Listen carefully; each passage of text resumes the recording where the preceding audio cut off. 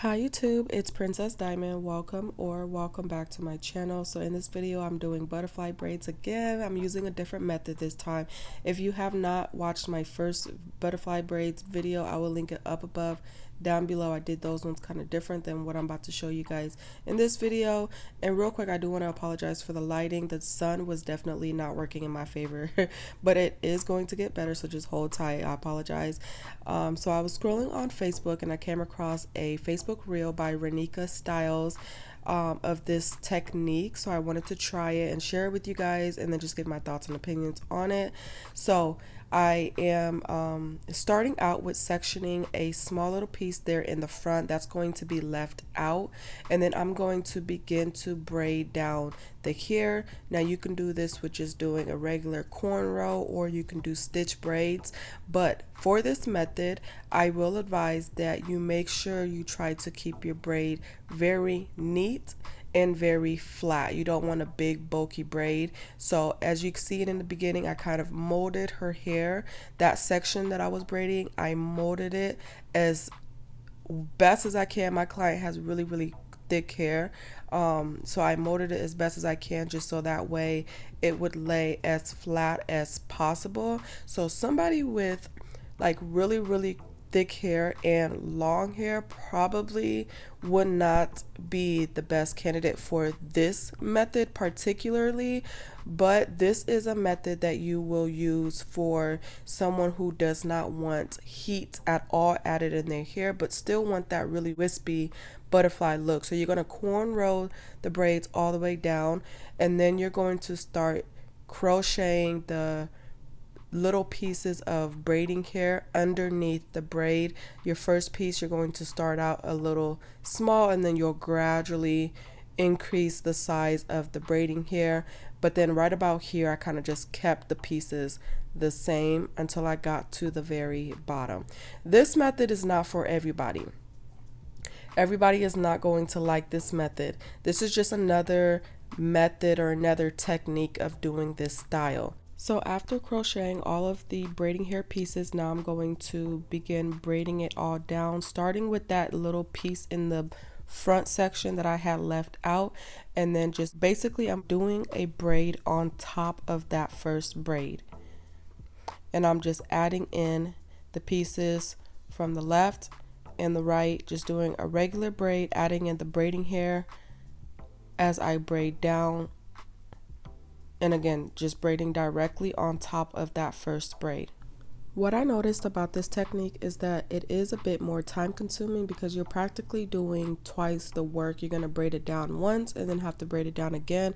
It's basically going to take you almost double the amount of time as if you were to just do a regular feed and braid and pull out the braids.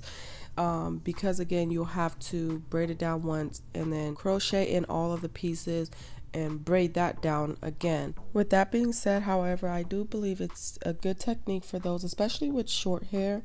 And I'm not sure the shortest length that you guys can braid, but let's just say the shortest length you can braid is 3 inches. So if you have a client that has 3 to 5 inches of length and they want to do this style, this would be a good technique to use because you don't have to worry about the hair sliding out. It's a good way to grip all of the hair in one, especially when you're doing this part where you're pulling at the braid to do the butterfly effect. The hair won't be sticking out, and also it'll just be able to last longer. This technique will also just be good for those who are natural and don't want any heat. So as I said in the beginning, this technique is not for everybody, and if it's not for you, it's not for you. If you prefer the more applied heat and regular feed and braid method, then that's the method for you. But if that's not something that you like, this is just another technique to try. When I'm pulling at the braid to do the butterfly technique, I am only pulling at the braiding hair, so I'm not pulling at the braids that's sitting on the bottom. I'm pulling at the braids that's sitting on top, so only pulling at the braiding hair. So this is another, I guess you would call it, benefit of using this technique. The lighting is better here, so I'm going to show you guys again just the full process just of the braid.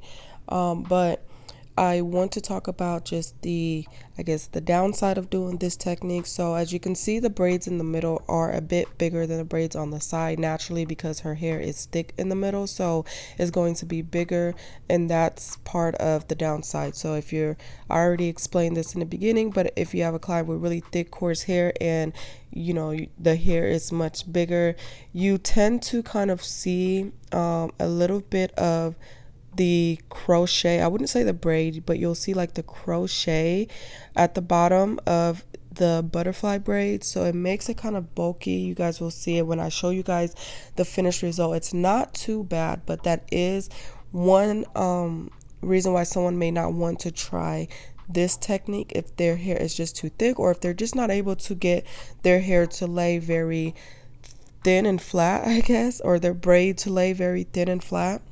So I'm going to do it again now and just allow you guys to watch. Let me know if you have any questions. I'll show you guys the finished result. And yeah, thank you guys for watching.